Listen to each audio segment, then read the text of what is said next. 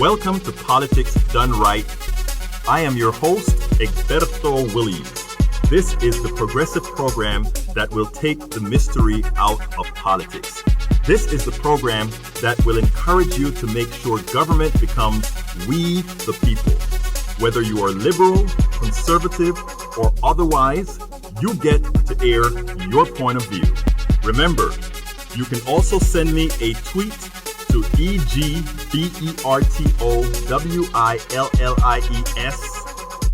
That is, at Egberto Williams. Let us engage. It is politics done right. 1, 2, 3.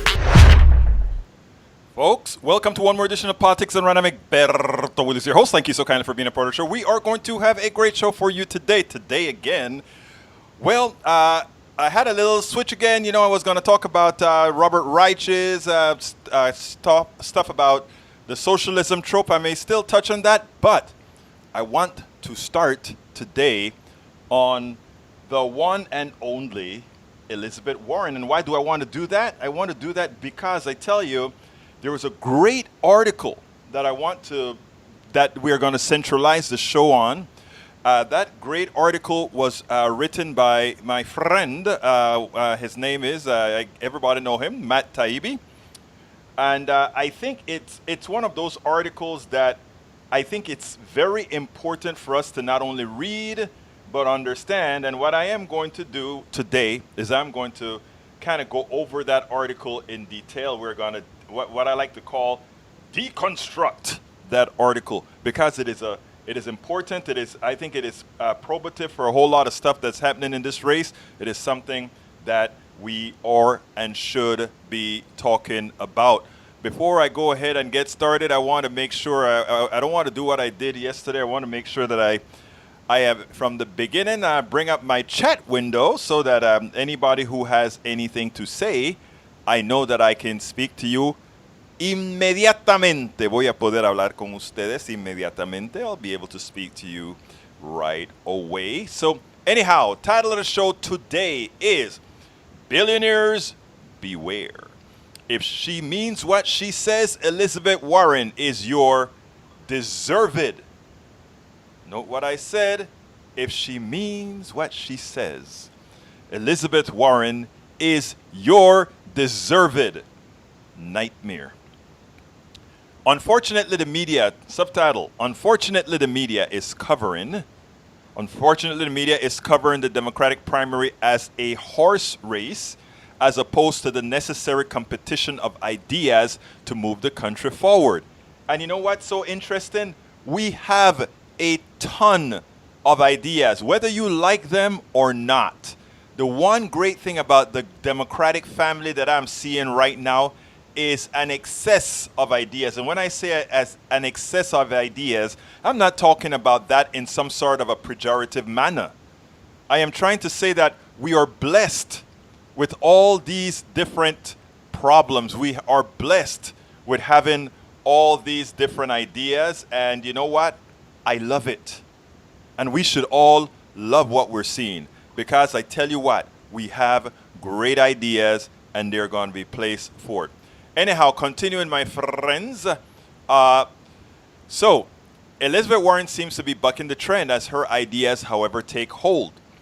And when I say her ideas are taking hold, that is exactly what I mean. What I want to do, well, let me go ahead and bring the intro first. Elizabeth Warren is on the rise, but this is not a horse race. The one thing about the Democratic primary is that the discussion is very diverse. The party as a whole represents the viewpoint of most Americans. It is interesting that the coverage of the election is more like a sport than the substantive nature of the subject most of the candidates are talking about.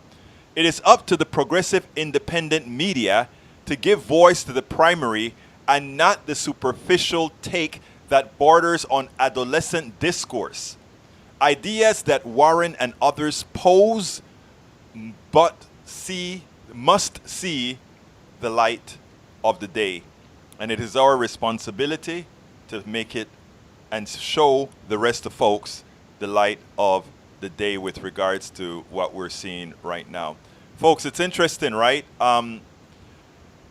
independent media. I saw, I watch Tom Hartman just about every day while I'm doing some of my blogging, etc. I have him thing, and we're all going through the same thing right now, and that is all these progressive outlets are sort of strapping for your support. So, Free Speech TV, Pacifica Network, and other independent networks, Politics Done Right, our own, are trying very hard to get the job done, to put out the substance of the campaign, as opposed to, well, Elizabeth Warren is ahead of Bernie today. Oh, Elizabeth Warren is 5 points ahead of Bernie, and El Senor Bernie Sanders is not doing so well. But guess what happened? It turns out that Biden is still leading the pack, and that guy from Texas, he's not doing as well as he should. But it's not a horse race. It's a whole set of ideas, and if we want Americans to choose in the Democratic primary the appropriate candidate, whether that be Beto O'Rourke, Elizabeth Warren, Kamala Harris, Bernie Sanders, or any one of these candidates, Buttigieg, we want to we want it to be done on a substantive nature. In other words, we don't want people to just go out there and, choose. We want them to go out there and choose based on the information that they have, good information that they have. And right now, unfortunately, it's not there. But there was an interview that was done today on ABC, on MSNBC, that I really enjoyed. And because it had to do with a student telling folks exactly how they were going to come to their choice. And I think the reporter got something important. He understood something very important. And what I want to do is I want to go ahead and play that. And after I play that, we can move on to continue where we're going. And I want to introduce you to one student here at the campus that we just met at UNLV, Suki Narwhal. I think that she's evidence of how these debates are going to be important. I'll just let you listen to part of our interview with her.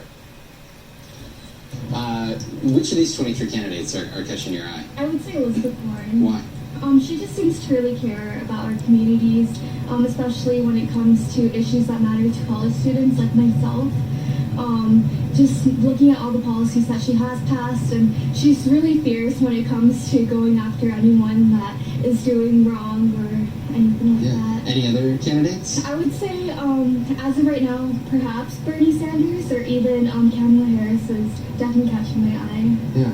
And how certain are you Elizabeth Warren's your candidate? I'm still deciding right now. Sure. I want to see what happens after the debate, and then perhaps I don't have a certain decision. Are you going to be watching the debate? Definitely. What are you looking for? I just want to see if they're willing to support college students and just immigrant families. I come from an immigrant family myself, so just seeing how they're going to support our communities.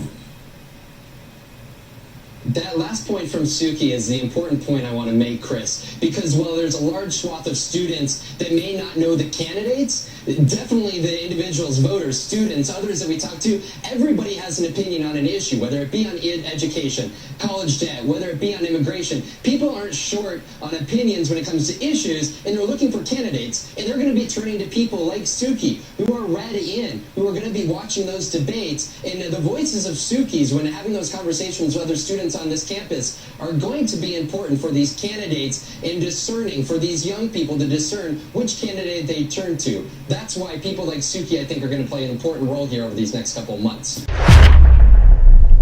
Today, we want to continue talking about Elizabeth Warren and what she is going to represent. Daniel Ledo here and ready for daily dose of misinformation, propaganda, and partisan attacks. Well, I am happy to have you here, Daniel. I'm pretty sure you are going to keep us in line. So thank you so kindly for being here, my friend. Anyhow, going back to the issues at hand, folks.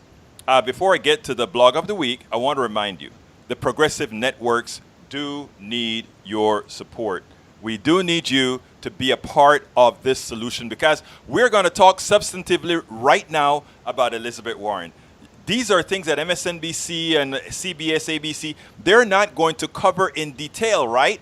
So when Americans, for those Americans who don't have the time to do the deep dive that most of us, liberal, progressive journalists and bloggers are able to do, all they can depend on is the horse race that they hear on MSNBC, Fox News, CNN, etc. What we do here is we are going to go and tell you, well, this is what Elizabeth really represents. And today I'm using somebody else's work, specifically Matt Taibbi, because he wrote an excellent piece.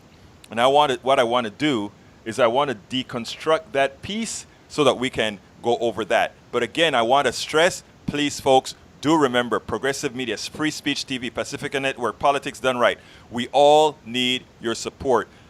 Give me 15 seconds to ask you to go to patreon.com/politicsdoneright. That is patreon.com/politicsdoneright to support our media. It is so important that we continue to do that. Okay, now on to the blog of the week. So do you know, folks, what time it is? It's time for the weekly blog post. Okay, like I mentioned before, today's blog post is actually an article by Matt Taibbi. It is found in the magazine, which magazine? Rolling Stone, which is what he writes for. This is a very, very well-written piece. Anyhow, this is how he starts it. He says, back in 2009, I called for Elizabeth Warren to run for president. I may have been the first media figure to do so. This was early in the Obama presidency when he was beginning to renege on some of his progressive campaign promises, closing Gitmo, drug reimportation, etc., but more importantly, already showing an unwillingness to take on Wall Street after the crash. Now, I have to be honest, I gave Obama a pass on all those things that Matt Taibbi was upset about because I thought we needed to give Obama a chance. First of all, as a Democratic president, as a young president, and specifically as a black president, he didn't have a whole lot of leeway, and I thought a lot of us on the progressive side needed to cut him some slack.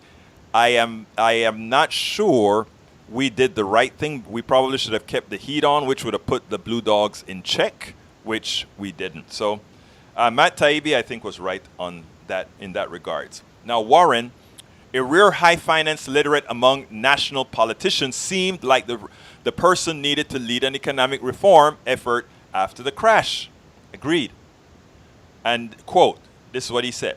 We need some to resize the party from the Wall Street interests that have come to dominate it, someone who will know the difference between real regulatory reform and a dog and pony show, and will not be likely to fill a cabinet with bankers from Goldman Sachs and Morgan Stanley. Believed then and now, I'd happily vote for Warren. When she was about to launch her campaign and a string of editorialists came out with preemptive broadsides warning she would not enjoy an easy path to the nomination because of a darkening cloud of controversy around her, I called it out as the cheap Beltway press manipulation it was, and that it was. We ought to remember this. You know, a lot of people, I hear, in fact, I hear my good friend Tim Black as well, who is not very keen on Elizabeth Warren quite yet, still 100% for Bernie, as I kind of seem to believe. No, I'm still debating Warren and Bernie, but I want to remind people from the past that Elizabeth Warren didn't get the position that she wanted to get. I think it was a CSPB position because of who she was. The bankers didn't want her, and all these other people in the financial industries didn't want her, and Obama didn't buck the system to appoint her then. So I think that alone earns her some bona fides with me. Continuing with his story, with his article, now Warren is the beneficiary of positive headlines. Yes, she's a beneficiary of positive headlines, all cheering a recent rise in polls. On average, she's jumped about 6 points overall since hitting a low point of 4% in February. The substance of these stories is preposterous, and I'll get to why in a moment. But first, it's worth talking about the real reason Warren is doing well. What I love with the way Matt Taibbi continues here is how he deconstruct how and why she's doing. Here we go.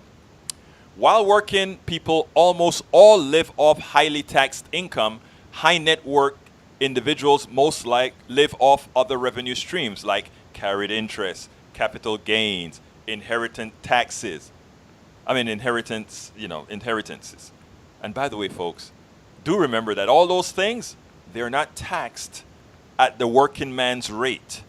They get beneficiary tax rates. So in other words, they don't work for this money and they pay less in taxes on this money. Talk about a system that is rigged for those who already have capital.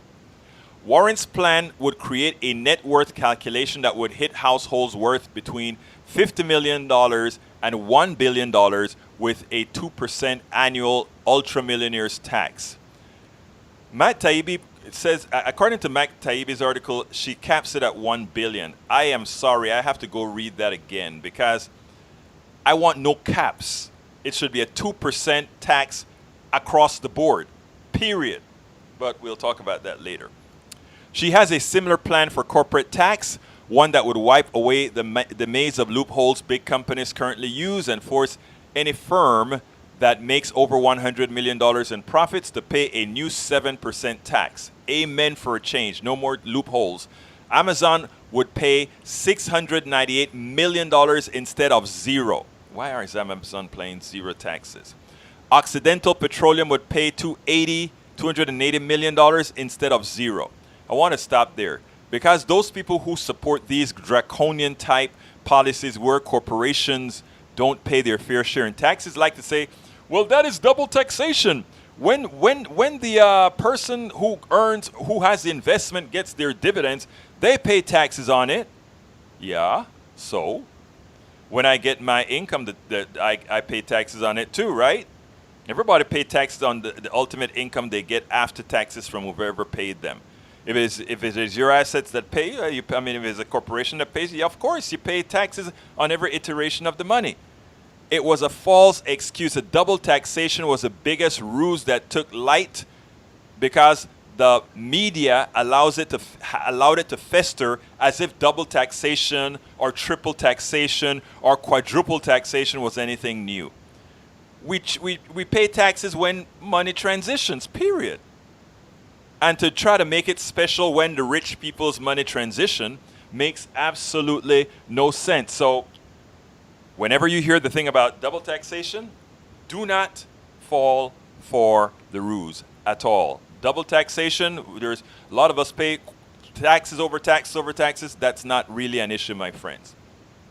Now, other proposals include a too-big-to-fail breakup program for Silicon Valley that would designate internet firms that offer an online marketplace and have annual revenues of over $25 billion or more as platform utilities. Under the plan, Google Ad Exchange and businesses on the exchange would be split apart, and Google Search would have to be spun off as well. People will say, oh, wait a minute, you're getting into business. No, these then become utilities, and let's explain why. When you get a company like Google that comes in and takes over an entire market, meaning they take over ad markets on the internet, and by the way, remember that the internet was developed with public dollars called the ARPANET, and these people added value to it. Google and other institutions added value to it, but the design, the investment in the viability of a controlled network like the internet was done by you. You paid for it. The taxpayers paid for it. So we should have the right to regulate how business is done on the internet as the people who designed it, created it, etc. So going further, if you get these companies that are able to buy up company after company and then own the internet space, that becomes a utility. Why? Because just like everybody picks up the telephone to get business done, and if one person just controls that telephone system, they can decide what businesses will flourish or not. So is the internet. So what is Elizabeth saying? After you reach a certain size, we're going to break you up. Why do we break you up? Because you have a corruptive nature. You have a corrupted control of the market. As an example, we have people that if Google goes ahead and bans you, Google controls YouTube searches and all these other things, all these other platforms, having under one control. If they decide to mark you, you are owned by them. And many of us can tell stories that, well, if Google think you've done something that they didn't like on one platform, so suddenly you lose AdSense, AdWords, YouTube, and the whole shebang. So she actually understands how the market works and is willing to adjust that. Continuing. Warren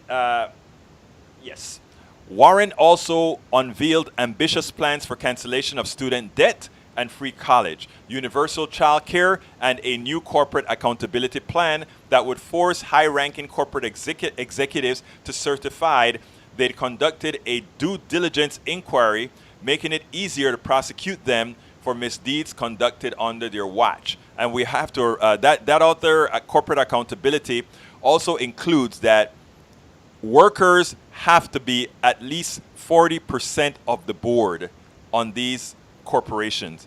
And you may say, well, why is that the case? Well, we need to have the representation of those who do the work, not only the investors. Remember some of the stuff that I talk about, the workers who build a building get paid once, the person who owns the building get paid on forever. This brings some equity. She doesn't go as far as she needs to go, but it's a start and it's plausible. She even created an economic patriotism plan that overtly targets many of the excuses for domestic job loss offered by her own party. Automations, a skill gap, or just blunt economic reality when trying to compete with cheaper labor abroad. She calls bull on it all. No, she writes, America chose to pursue a trade policy that prioritized the interest of capital over the interests of American workers. Now, if those of you who are regulars on my show, you remember that we talk about that all of the time. And that is, America cares more about capital than it does, the economic system in America worries more about capital than it worries about people. Even the way the Constitution was initially written, it was property-owning men who could vote, was property-owning men who had stature, and everybody else, for all practical purposes, were just indentured servants. This is not rocket science. The reality is most people should be with us. We are supporting the people en masse. They should be with us. The problem is we are not allowed to give the message. If you listen to MSNBC, CNN, they don't give the message with the proper narrative. In other words, they, being wards of the corporate branch, which means they depend on the advertising from the corporations, they depend on all these things, they have to beware with what they say, they have to beware with how far they go. Continuing, she laid out a series of plans that create aggressive intervention on behalf of American workers, created a Department of Economic Development, and put an end to practices like corporations using public money for R&D, then eating the benefits in stock buybacks while exporting jobs. Her plan would give taxpayer an equity stake in publicly developed enterprises. I don't know why Matt Taibbi wrote that in such a complicated manner, because a lot of people who read that won't understand what the hell he's saying there. I understand, and let me decode that a bit. You pay for most of the drugs that you're paying these crazy rates for, whether it be insulin or all these other drugs or processes. Most of that was developed in universities with your tax dollars. When it was clear that those products were going to be successful, then the private sector took it. And the government gave it to the private sector to market. And when they market it in the public sector, they sock it to you. And you know what? In an ideal system, in a true capitalist, well, not capitalist because capitalism doesn't really work, but in a true system, right? The investors in that product, when it's being sold and the profit is attained, it would be that that profit would be shared with the investors like it is right now. The one investor that never gets paid back is one called the government, which is a genesis of most of these drugs. It's the genesis of a lot of technologies. It's the genesis of the internet. It's the genesis of many, many things we use today, the EpiPen. All those things were developed with tax dollars. But all the profits go to the companies or the shareholders of the companies who develop it. So in effect, and this is what I need to let you understand. When people talk about transfer of wealth from the poor to the rich, you know, a lot of the rich like to say, what you trying to do, transfer of wealth, or they like to talk about redistribution. America is one of the largest redistributors on the planet. But unlike what they would make you believe that you're redistributing from the top to the bottom, you're redistributing from the bottom to the top. The $160 billion that Bezos has was a redistribution of your money to Jeff Bezos. Jeff Bezos did not invent anything. Jeff Bezos had an idea. Other people with intellect who were trained by your tax dollars for universities, by your tax dollar, all over the place, trained people who used their intellect to make Amazon what it is today, and then the person who got most of the spoils was Jeff Bezos. Why is it that we are not taught it in that fashion? Because the Powell Manifesto ensures that you stay dumb. The Powell Manifesto wants you to believe that somehow there are special people like Bill Gates, there are special people like Jeff Bezos whose ideas are so much above everybody else that they are deserving of the billions that they have. That's a lie. My job as a host, my job at Politics Done Right, my job as an activist, my job as an activist blogger, an activist journalist is to inform with the truth, with the true narrative of what's occurring. And what we don't get, what we don't have people talking about is how people have really gotten rich. It is not on their own volition, it's on you. It is you. All of us together are the ones who make the wealthy. So anytime any wealthy person talks about you're taxing me, you're redistributing money, it is not the case. You're not redistributing money. You're taking back what they got redistributed upwards. Continuing. Now, this idea has such broad appeal that it even, and this is talking about stock buybacks and all of that, because what happens is, Trump, when he gave the tax cut and allowed these companies to bring in a whole lot of money at a very low rate, he said, they were going to invest all that money to create more jobs. They're going to create more jobs. And what really happened is a lot of that money was used to buy back stocks. And I need to teach you something, or not teach you, but inform you something about taxes. When they got that money back, right? If the company had just given them dividends, they would have paid a certainly fairly high rate of taxes on the dividends. That's not what the company did. The company said, there's a lot of ways to skin the cat. We're going to get that money back with very little taxes, and we're going to allow you to take that money, investors, rich, wealthy investors, you can take that money back. But we are not going to give it to you as dividends. And we're not going to create jobs. And we're not going to give it to you as bonuses. What we're going to do is we're going to buy back stocks. And when we buy back those stocks, what happens is because you have less stocks in the market for that company, the price of that stock goes up. And then if you sell that stock, because most of you would have held that stock for over a year, you pay capital gains on taxes as opposed to income taxes, which is much less. So there you get another tax break just for being wealthy. So we bring the money back in cheap. And other than bringing the money back in cheap, you get to sell your shares and only pay a little bit of taxes on it. Man, is it great being rich or what?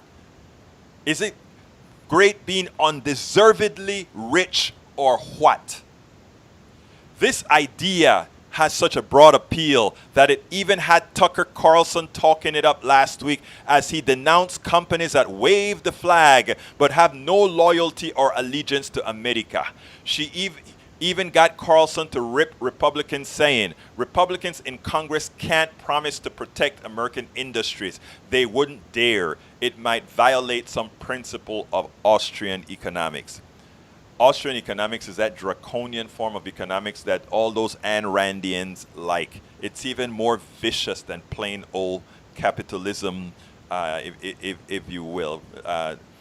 We believe in sort of a Keynesian economics. Austrian economics, take a look at it. Anyhow, Warren's platform has a lot in common with some rivals, especially Bernie Sanders, who would also offer free college tuition, force the very wealthy to pay substantial new taxes, and create domestic jobs through a Green New Deal.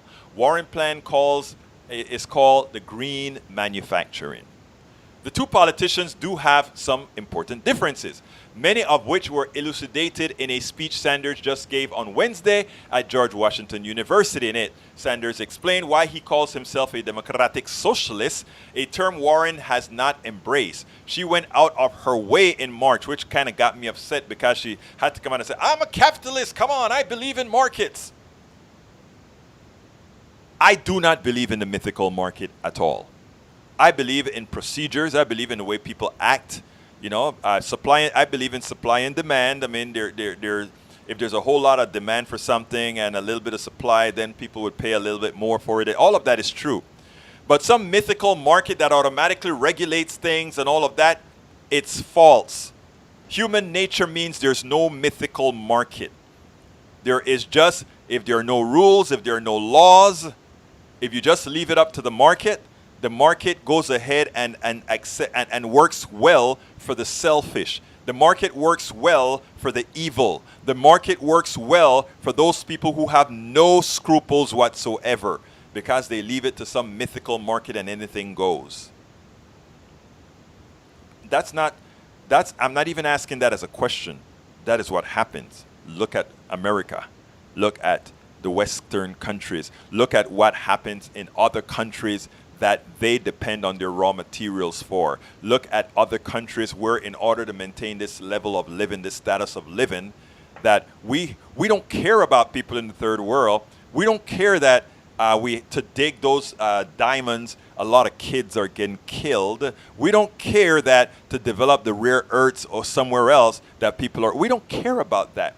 We just want the raw material and we just want the sources coming to keep the engines running. We don't care about destroying the environment. We don't care that throwing a whole lot more pollutants into the air is going to change the temperature. You know why we don't care about that? I'll tell you why. Because we can still build hurricane, fire resistant homes for the rich. We can build airplanes that they can outrun a storm. We can build all these things that would ensure rich people stay alive and continue to live a comfortable life while the rest of the people live in misery. As long as you have a system that allows that, then what you get are the people on top that have no mercy. No mercy. There's an article at Daily Kos that, this guy wrote something to the effect that he understands Republicans now. And I wanted to write a note to the article, but it wasn't the appropriate place. I was like, it's not about Republicans you're talking about. All Republicans are not capitalists. All Republicans, they may sing the same song, but most of them, whether they realize it or not, have the same thought process that I'm sharing right here. Most of them do. Most of them do. And I'm going to be coming to the guys on the website in a little bit, or on the page in a little bit. All right, continuing. An oversimplified view might describe Warren's campaign as an effort to correct and more aggressively regulate the flaws of American capitalism while also preserving the market-based system in which she does seem to genuinely believe. I will say Elizabeth Warren does not genuinely believe in the market system. Elizabeth Warren is doing what Elizabeth Warren has to do to make her message palatable to those who think that capitalism is successful, who think capitalism work for the rank and file.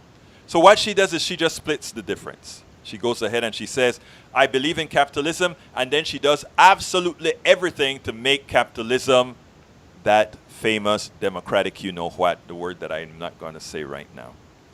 And that may be a smart move on her part. That may be the thing that moves, let me take off my journalist, my politics done right hat. That may be the thing that moves me from Bernie to her. My journalist hat back on. Okay. An oversimplified view might give, well, I said that already. Sanders, meanwhile, believes in guaranteed economic rights of all Americans and is faster to place the solutions to problems he and Warren both identify in the hands of government. He believes healthcare, for instance, should be completely divorced from the market considerations and is less squeamish about disenfranchising private health insurance and other powerful lobbies. Let me stop there. And he's correct. We should disenfranchise health insurance companies after they've murdered many American citizens. Period. We should don't we put murderers in jail? That's what we do. We put murderers in jail.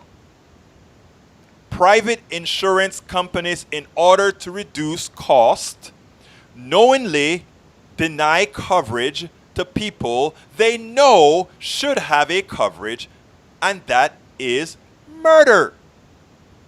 Whether you accept it or want to call it that or not, that is, in fact, murder.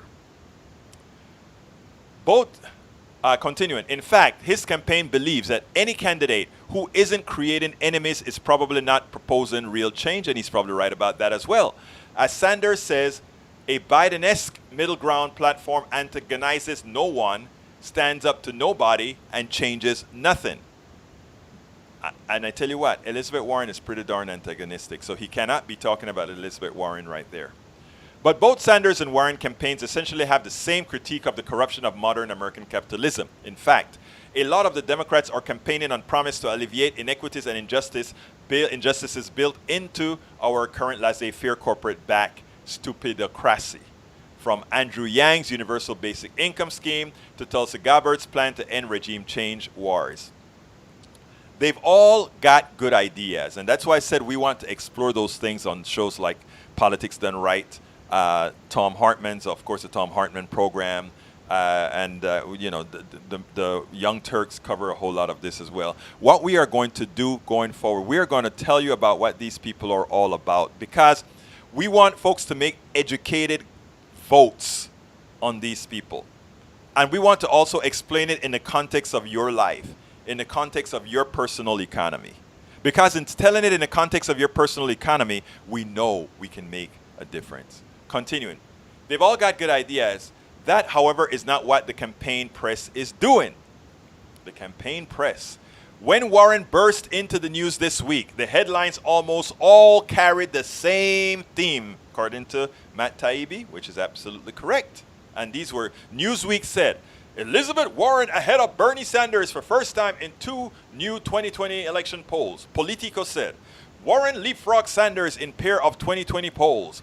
New York Magazine said, Elizabeth Warren edges past Sanders in new 2020 polls. Mediate said, burnout, Elizabeth Warren knocks Bernie Sanders down a peg in new national poll. It's a race. Why are they just putting her up against Bernie again? Why are they just putting her up against Bernie? They know why. None of these stories feature a lead like surging on a blistering anti-corporate message, Warren, which it should, right? Because that is why she's growing. She's growing because she, first of all, has an anti-corporate message that she is able to make relatable to a whole lot of people. If you make all of this relatable to a whole lot of people, guess what? You start going up in the polls. Frankly, the coverage of her rise is an insult to the work she's put in at crafting a plan to take on American systemic corruption. Instead, Warren's obvious appeal to the conga line of think tankers and DC political consultants currently swooning over her campaign is her perceived utility in helping remove Sanders from the race. It's why Bernie's in almost every headline about her rise. The Sanders campaign has come to expect the doomsaying headlines, even taking them as validation, echoing the famous FDR quote, "We welcome their hatred." Sanders campaign manager Faiz Saikar suggested it's all par for the course. This isn't beanbag politics, he said. It's a war of what vision of the country you believe in. As I wrote earlier this week, this is Matt Taibbi. As I wrote earlier this week, even if they are true, poll watching horse race stories like this are almost unavoidably idiotic so early in the race. But these stories are dumber than usual. They are based on two data points, a Monmouth, Nevada state poll of 370 likely caucus goers that shows Biden at 36 points, Warren at 19, and Sanders at 13. The second is a YouGov national poll that shows Biden at 26, Warren at 16, and Sanders at 12. Again, I have no dog in this fight. I like both Sanders and Warren and have no idea how I'd vote right now because, among other things, I haven't seen all the candidates yet. I'm anxious to check out Yang, for instance. But these latest stories praying for signs of a Sanders demise are as clearly absurd as all the ones that came before, and they are almost being too many to count. From Salons, the Sanders revolution is probably doomed from the start in January, to Real Clear Politics, Bernie Sanders, it's over. In February, to the Chicago Tribune, the case against Bernie Sanders. That same month, to Yahoo, why Medicare for All is doomed, and so on. So the media, both on Warren and Sanders, it's like there's no substance. There's just like trying to talk down the progressive. The two most progressive candidates, oh, we got to get rid of them. And they become a part. Now, some of the stories are preposterous on their face. The week, for instance, ran a piece. Bernie Sanders' socialism speech might have been more about Elizabeth Warren than about Trump. It quoted former White House Communications Director Jen Psaki saying, the address is pretty clear indication he is feeling the heat from Elizabeth Warren's recent momentum. Guess what? His speech was arranged way before Elizabeth Warren had momentum. You see how much research they do? A different way to read the same polls is that both Warren and Sanders are rising now, and the campaign that's actually declining is Joe Biden's. Even MSNBC's cited just this week a new Quinnipiac poll showing Biden at 30, Sanders at 19, and Warren at 15. Biden was down 5 points since May, while Sanders up 3 and Warren up 2. So these things don't mean much. I'm not going to go into the part of his article that has all these fungy numbers. But I'm going to start right here. This is important here. The observation about the Democratic race that's sure to be relevant when real bullets start flying in the primaries is that Democratic voters are in a schism. There is a corporate-funded centrist wing and an oppositional anti-corporate, anti-war wing. Warren has smartly marketed herself as having a foot in both camps, which is what I said in the beginning when I said what Warren is doing is Warren is telling what she's going to do, as opposed to trying to assign labels to it, which is damn smart. Very, very smart. Very smart. But of course, we always knew she was smart. A lot will depend on how much credibility she'll muster with hardcore progressive voters, some of whom are already grumbling for it. And my friends, they are, because she doesn't have a clear position on Medicare for all. Let me tell you something about Medicare for all, because I was talking to my daughter earlier, and the confusion with Medicare for all is that Medicare as it is right now isn't sufficient, right? So what we really want is health care for all. In other words, we want Medicare with all the deficiencies removed, and that is what we want for everybody. And people may think, and in fact, that is what the Partnership for the Future of American Healthcare is also doing. They're kind of conflating old Medicare with Medicare for all, which is not a smart thing to do. And maybe we have erred. I'm thinking the reason they wanted to use Medicare for all and use the word Medicare is that people like Medicare and they understand it. But things like donut holes and deductibles, that is a bad thing And so that is a baggage that it also carries. So we have to find out. We're going to have to find a way to do some marketing on that. Anyhow, if she does win over those voters, she likely quickly end up with the opposite problem, Bernie current problem. If Warren is beaten Biden by next January and Sanders has fallen off, bet on this. The candidate who wants to tightly regulate banks, break up Amazon and Google, and tax the hell out of the party's biggest donors will once again find herself besieged by negative press and questions about what the Times has already called her difficult path to winning over moderates. She doesn't need to win over moderates. That video I showed you up front shows who the new voters are. And you forget them at your peril. Horse race coverage exists so commercial news can cover presidential races without talking about issues. Exactly. It's why outlets would rather report on Biden responding to being called mentally weak, sleepy guy, dummy by Trump. This was on the front page of the New York Times and Post this week, than run stories asking which candidate has the best plan for getting Amazon, IBM, and other companies to pay above zero taxes. You see? If Elizabeth Warren is rising in the polls, it is not because people are tired of Sanders. It's because they're pissed at Amazon and Facebook, Wells Fargo, and IP Morgan Chase, Dow DuPont, Monsanto, Syngenta, and countless other soulless, nationless, money-sucking companies, along with their overpaid, under-prosecuted, deviant scum executives who've had outsized influence with both parties for too long. So says Matt Taibbi. By an amazing coincidence, this is also why Sanders is still very much in contention. Don't let anyone tell you that anything else is going on. Polls or noise, fights over issues are real. That piece by Matt Taibbi, I skipped a whole bunch of it, but please go to Rolling Stone and read Matt Taibbi's excellent piece. Well researched, and his analysis was spot on. The one piece I thought he should have simplified, that one paragraph that I made an attempt to simplify, but it was a great article. Anyhow, folks, the telephone number is 646-716-5812 if you want to call in. 646-716-5812, and I'm back now to check all these messages. Daniel Lado, you forgot total control. No, I didn't. Eric Hayes, so become a shareholder. Again, that is what I call the privilege of those who have.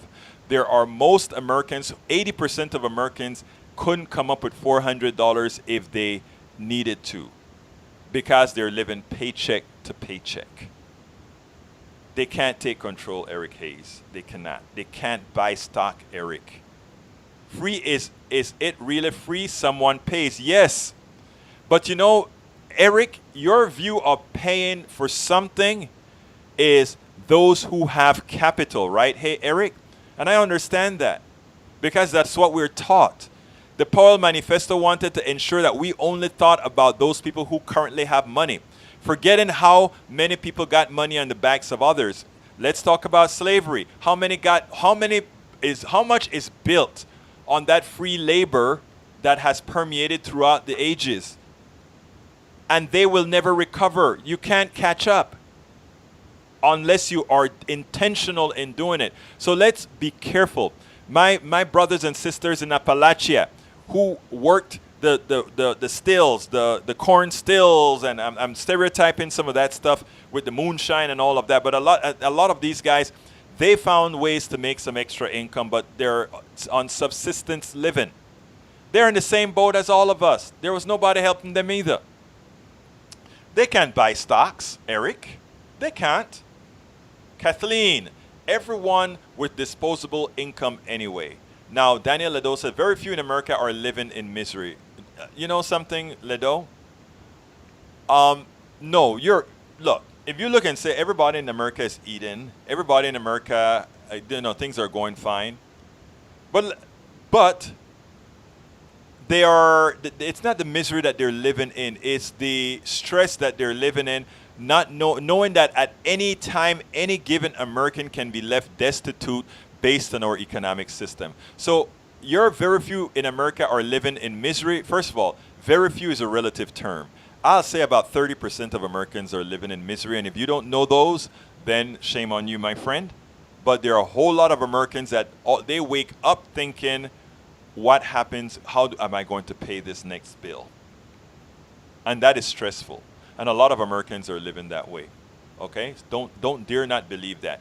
But secondly, a lot of Americans are also living what if. I can tell you, I made a leap myself when I gave up my company to do this. And I sit down and I say, what if I made the largest mistake in my life by thinking altruistically and not just thinking about being a capitalist and going for all that it's worth? What I'm telling you is that, I have everything at my disposal to be a super capitalist and give it to everybody. I have the skills to do that, but I don't believe in that. And that is the reason why I'm trying to bring folks on. That is why I'm trying to find a way to make this self-sustainable. Because the other form of self-sustaining is the thing that I abhor the most. Let me get to the call. 510. Come on in, 510. 510, you're hot. Hello? Yes, you're in, 510. Hello? Yes, you're on. Hey, how's it going, man? All right, talk to me. So, I saw the headline of your YouTube show, and I had to call in just to make a quick comment about Elizabeth Warren. Please do, sir. Okay, so as of recently, she's been very popular and everything, and that's fine. I'm not here to bash, but my biggest criticism of her is she may come out with all these wonderful popular plans and everything, but here's two things that I think some people are missing, others are pointing out. Mm-hmm. But the biggest glaring thing is that she says she's not going to take corporate PAC money and all this stuff and go do all these private fundraisers. But only during the primary, she's not going to be asking for all this money. Yet, when it comes down to the general election, and if she were the nominee, she's going to go and do that. And Okay. she's also promoting that. During the primary, this is going to be a great time to create this whole grassroots base. So basically, kind of emulating what Obama did. Right. Get all this grassroots support, then go and start begging billionaires and millionaires. So, basically, all I have to say is you can kiss all those policies goodbye. Let me Once ask you you start something. taking that money and begging them. Let me tell Yeah. you something. I am not going to disagree with you at all, sir. I am not going to disagree with you at Mhm. all. Because you're likely more right than you are wrong. Okay, so I'm not going to disagree with you. But here's where I'm going to tell. This is where I'm going to ask you. Okay. This is where I'm going to ask you and other progressives listening for all of us to do our jobs. She made a promise in the primary, right? In the primary. Mm-hmm. She didn't make the promise for the general. And the reason I'm going to tell you the excuse she's going to give not making it for the general. The reason she's not going to make it for the general is she's going to say they're going to eat her alive if she doesn't have corporate money in the general because Trump will. Okay? So here's our task. Okay. Here's our task. Mm-hmm. Our task is to go to her now and say, if we make you our champion, and I'm not saying we are, but I'm saying if we progressives make you our champion, and we show that we're going to do the grassroots work, and we're going to make sure that you're on TV, and we're going to make sure and knock the doors as we should, and we're going to show that we have a structure to put you through. Do you promise us then that? My thing is this, what is your name, sir? Robert. Robert, let me tell you, Raul or Robert? Mm-hmm. Robert, let me tell you this, okay? We have to make politics proactive. In other words, we have to be engaged. We can't let them run the thing. We have to be the ones letting them know that we intend to run the thing as a collective, as a group. So I don't want us to, those are the people that are running. I would love to see Robert run and say, okay, we're going to go ahead and do all these things with Robert leading us. But that's not what we have right now. And a lot of us progressives who are talking, we do a lot of talking, but when it's time to run in a congressional district or all these things, we don't do it. Some people step up to do it, and then they start making calculations of how to win. I am telling you, Robert, let's make a deal. Yeah. Let's all of us that are progressives. Hold them to the fire. Not just discount it now. Let's take what they're saying that we like and make them produce what we like based on what they said that we like, do it. Can we talk about that? Yeah, sure, but in all due respect, I don't know what it is. I don't see it with her. Okay, she just doesn't have what she who just has doesn't it for have you? it, man. I'm curious. Anybody has it for you right now, sir? Just Bernie. Okay, Just by the Bernie. way, let me tell you, I was a Bernie delegate, okay, in Philly. And I still All right. hold my loyalties to Bernie. What I'm doing is right now I'm wearing my journalist hat for Elizabeth Warren and all the positives that she can come with, right? And there's a good chance that she will make it before Bernie. There's a good chance that ageism may work. I mean, there's a whole lot of things. What I'm trying to do is lay that foundation that allows us to pick the most progressive person and then do the work to make sure that we get the best we can. Not to tell you to stop working your butt off for Bernie now. I'm just telling you, let's make sure and start being pragmatic like we have to be to get who we want in November. Do you agree, sir? I agree with that, but there's also a lot of other things that are involved too, because a lot of people are very misinformed when it comes to economics. Yes, sir. Like, they don't even understand how federal financing actually does work. You know, progressives keep using this whole, well, how are you going to pay for it? And nobody can answer the most simplest question, which is, when anybody asks you, how are you going to pay for it? You say Congress is going to appropriate and authorize the spending. Right. That's it. Yes. This whole nonsense about we need to raise taxes is false. Look. 1,000%. Sir. Now, that doesn't mean, I'm not saying... No, wait. Robert, I'm not saying we don't need to raise taxes. But Robert, I'm coming down on time, but let me tell you something, brother. I hope you continue to listen to Politics Done Right, because guess what? I have 3 shows on Politics Done Right. If you search our archive, you'll find on MMT. You know what MMT is, right? Yeah, I know what it is. Modern Monetary Theory, which is right up the alley of something I know exactly what it is. Exactly. Yes. So we talk about, that is the reason I have this show, because we need to let Americans know that the premise that many people are forcing them to follow, meaning, how are you going to pay for that? If we want to have Medicare for all, we have to be able to pay for it X, Y, and Z. No, there are a lot of different methods, and MMT has some solutions as well. Exactly. No, it's just describing exactly how federal financing actually does work. Right. That's it. And you know, it's not theoretical or that, the possibility. That's what our government is doing right now. Sir, how old are you? Know? This is what they're doing right now. Right, how old are you? Me? I'm 35. I'm so happy to hear that. Listen, you stay engaged in the game, brother, because we're going to do this. And and the thing about it is, you don't only do that on Politics Done Right or whatever. You have to be promoting that message to all the folks that's around your age, because you have a whole following that is listening to you, brother. Yeah, you too, man. I appreciate all the work you do, man. I just barely found you. You came in my recommendations, and I had to check you out here, you know? Thank you, brother. You please do me a favor and make sure to share these things, because the only way we're going to inform people is people that with our point of view, not our point of view, the way of view is what I should say, we get a chance to put it out there, because there are too many trying to hide this stuff, okay? Yeah. All right, man. You take care. You take care now. Thank you for calling. All right, folks, let me continue real quickly with the list down here. Daniel says, LOL, really mean EW is lying to the people for their own good. Okay, if you think I'm lying, I'd like you to itemize the lies for me. Eric Hayes, is Warren wealthy? Would she share her money with others? Yes, she's now wealthy compared to the rest of America. Yes, she's wealthy based compared to the plutocrats. She's a paupus. Lee Grant, les miserables, sure, have a lot of nice cars, smartphones, electronic, abundant food. That's not quite accurate, but I'll hold you to that. You've probably never been to Appalachia. You probably never went into the guts of the ghettos and see how 30% of your compatriots live. One of the good things that I do when I travel with Move to Amend. I still travel for Netroots Nation. I travel for Coffee Party and all these things. in many of these places, I like to go into the indigent areas to see what life really looks like. A lot of times we're insulated from that, Lee Grant. So what I'm saying to you, Lee, is I don't mean to be disrespectful to you, sir. What I'm saying, though, is let's be a little bit more empathetic and try to see that what you see on TV or what you see in the store isn't necessarily how there's a large amount of our people that aren't there, and every day more of them get there. So, Lee, that's all I have to say with respect, my brother. Daniel Ledo comes back and he says, enough with crazy murder accusations, Egberto. But then I suppose in your addled mind, you like that word. You've been using that word a lot, Daniel.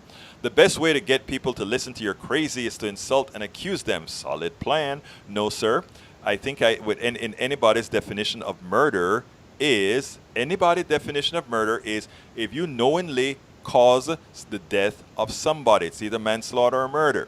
If it's with malice, it's murder. So yes, insurance companies have murdered quite a few people. The Republican Party, yes, have murdered quite a few people. I don't take that back at all. Kathleen, thank you, my sister. Insult and accuse.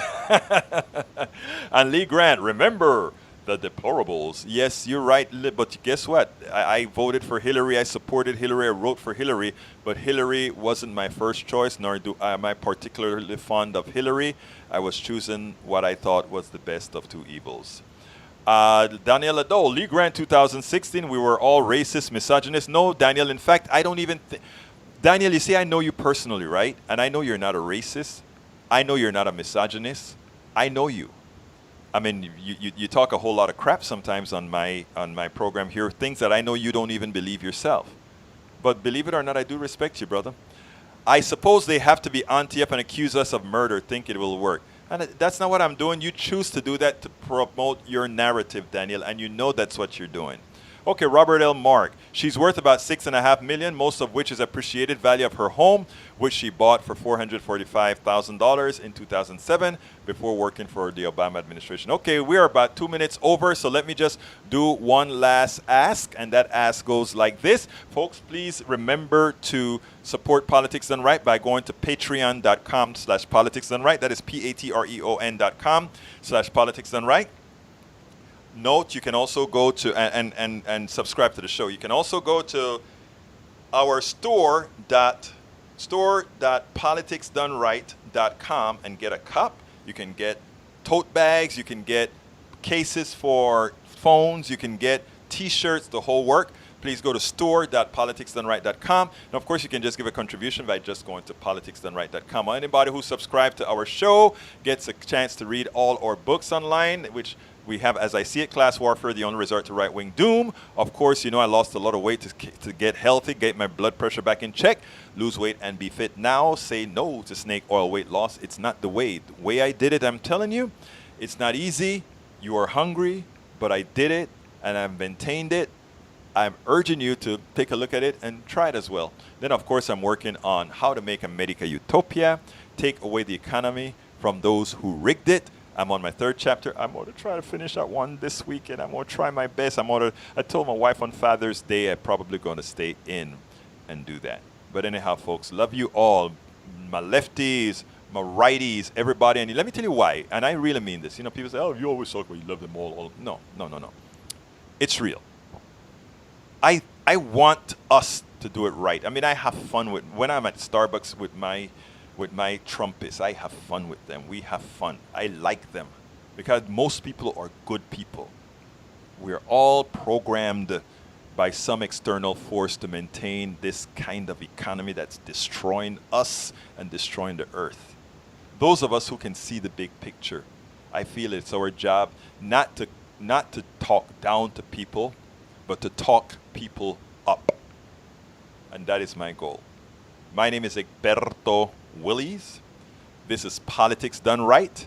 And you know how I'm going to end this baby? I am what? Out!